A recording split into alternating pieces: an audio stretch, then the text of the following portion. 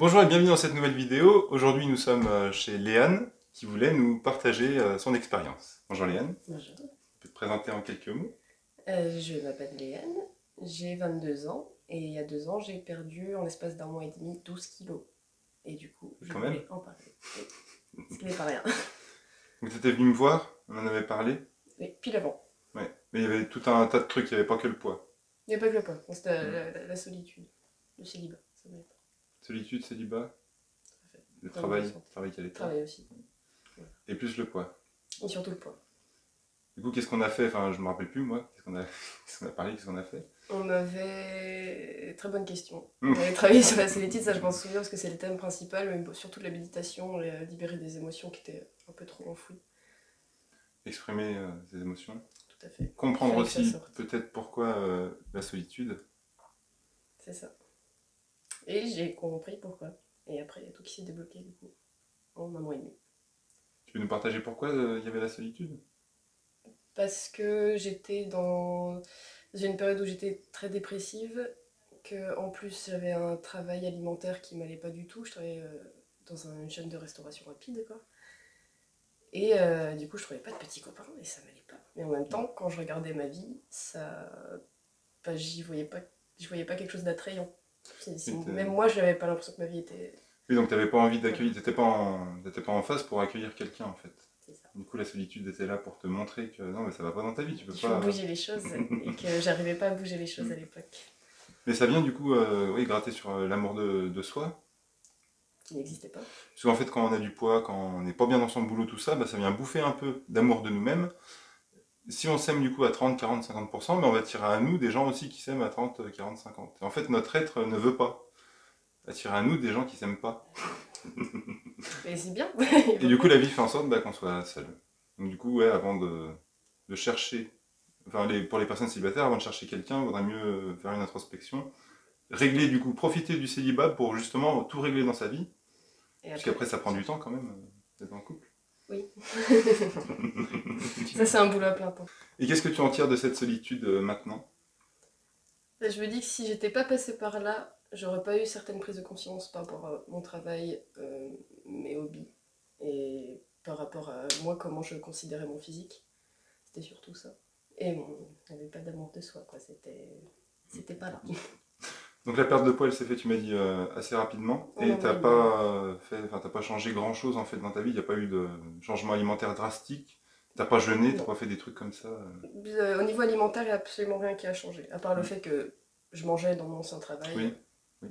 Et du coup, bah forcément, vu que j'ai quitté mon travail, je ne mangeais plus de burgers, mais c'était pas la base de mon alimentation. Donc c'était pas non plus. Et tu t'es mis au sport, ce qui a aussi Et je me suis mis au sport. ce qui a joué. Ce qui a joué énormément.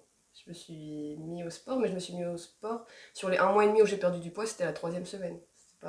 C'était pas dès le début, quoi.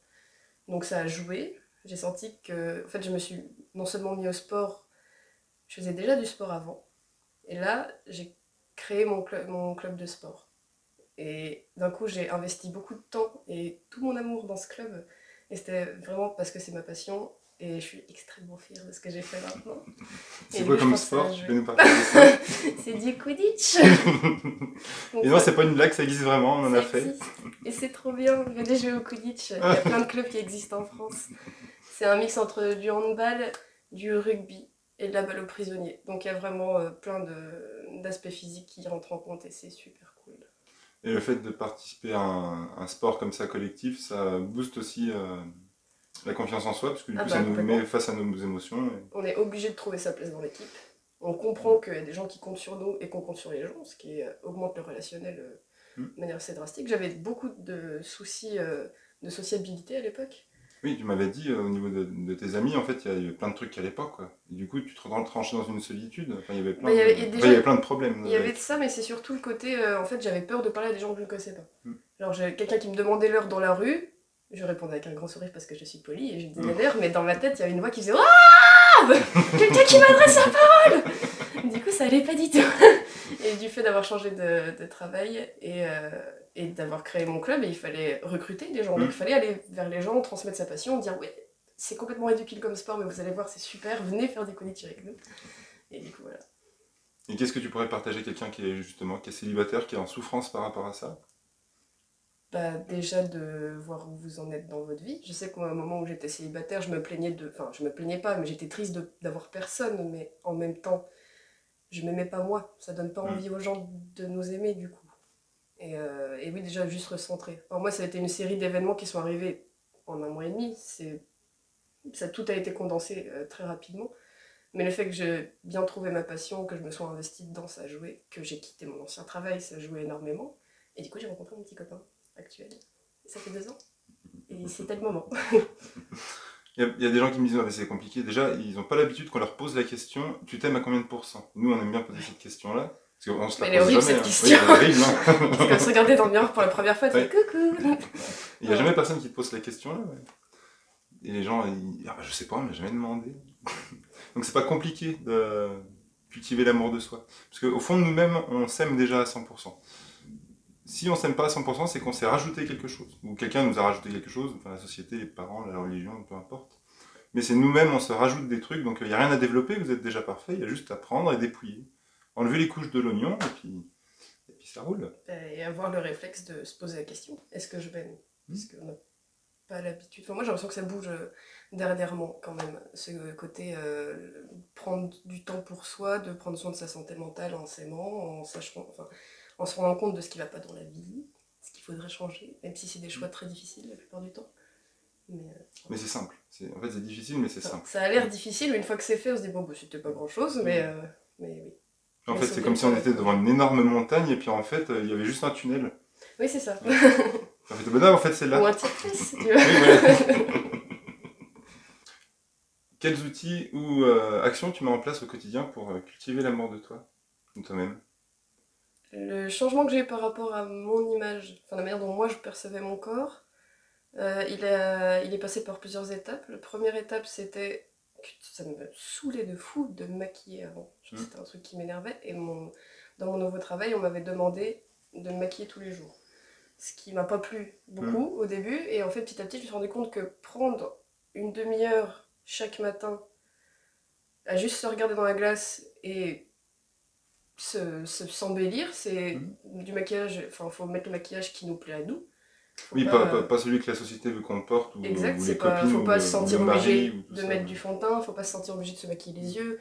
Faut juste, voilà, moi je me suis rendu compte que je trouvais ça trop cool de mettre du rouge à lèvres, je trouvais ça trop cool de mettre de l'eyeliner. Et du coup, ça me faisait du bien, c'était mon petit rituel du matin, après la douche, de ce moment à moi réservé, 30 minutes. Oui, tu prends du temps pour toi. Voilà. En fait, si t'aimais pas le maquillage, c'est parce que tu n'aimais pas ton image. En fait, tu caches quelque chose. Voilà. Et là, c'était pas du tout cacher quelque chose, c'était mettre en avant au contraire. Bah oui, parce que vu que tu t'aimes tel que tu es, bah, tout ce que tu vas rajouter, ça va embellir encore plus. Voilà, c'est ça. Donc il n'y a rien de mauvais dans le maquillage, jamais. Jamais, non. Mon rapport à la nourriture aussi, que vu que j'ai perdu du poids, je me disais, je peux le faire. Donc si je peux le faire, je peux ne pas me mettre de pression sur ce que je vais manger. C'est-à-dire que je vais avoir un régime alimentaire pas spécialement particulier. Enfin, si, j'ai mis en place depuis, avec mon nouveau travail, le jeûne intermittent. Donc, je mange à 18h, entre 18h et 19h le soir, et le lendemain entre 11h et midi, et c'est tout. Oui, tu fais 2 repas par jour. C'est ça, des gros repas. Et j'ai jamais culpabilisé de me prendre un burger, j'ai jamais culpabilisé de me prendre une glace dans l'après-midi si j'avais envie. Oui, parce que c'est du plaisir. C'est que du bon, que du bon. Et c'est trop Mais quand tu viens nourrir la joie, bah, tu ne nourris pas la culpabilité ou les émotions que tu peux nourrir. C'est ça qui nous fait grossir en fait. C'est parce qu'on nourrit la culpabilité, les grosses émotions qui veulent pas sortir. Ouais. Et du coup, c'est pas la bouffe. C'est aussi les cacher, quoi, du coup. Oui. Les cacher derrière un petit pitou. Mais du coup, là, ça a été. C'est une carapace. Ouais, c'est ça. Une carapace toute molle. Donc, ça aussi, ça a été un assez gros déclic de me dire bah, je mange ce que je veux tant que je trouve ça bon, quoi. C'est tout. Après, je suis très portée sur les légumes, sur les jus, etc. Mais ça par plaisir, ça n'a jamais été une obligation. Personne m'a dit tu dois manger des légumes, personne m'a dit tu dois boire des jus si tu as envie de boire un jus. Oui.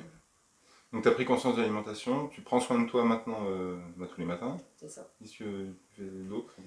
J'ai pris en main ma sexualité aussi, qui est un sujet un petit peu tabou.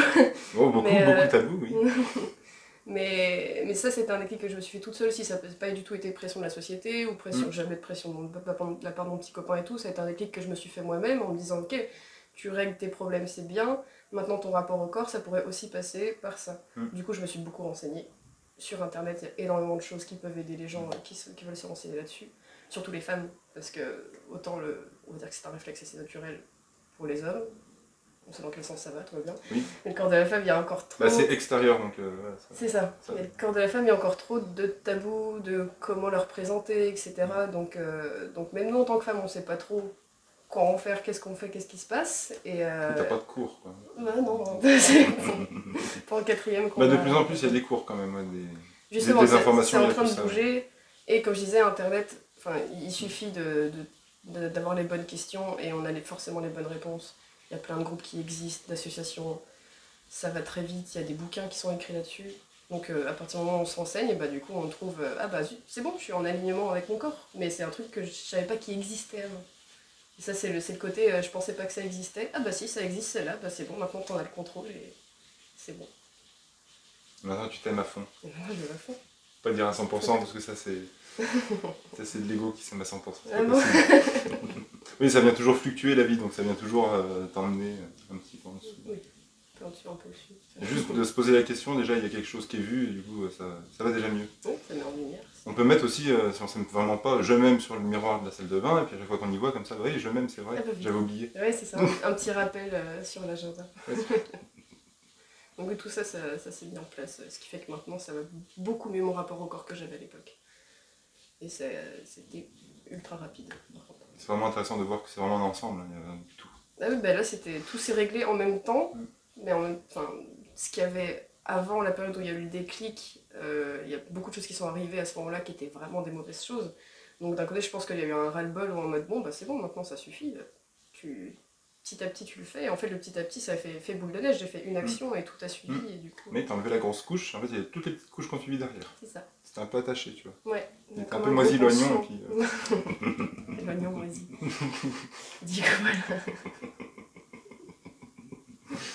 Merci Léane pour ces témoignages. Et merci à vous, avec plaisir. Merci d'avoir regardé cette vidéo jusqu'au bout. Et puis, aimez-vous bordel. Il est temps, là, c'est vraiment, faites-le. Allez, bisous.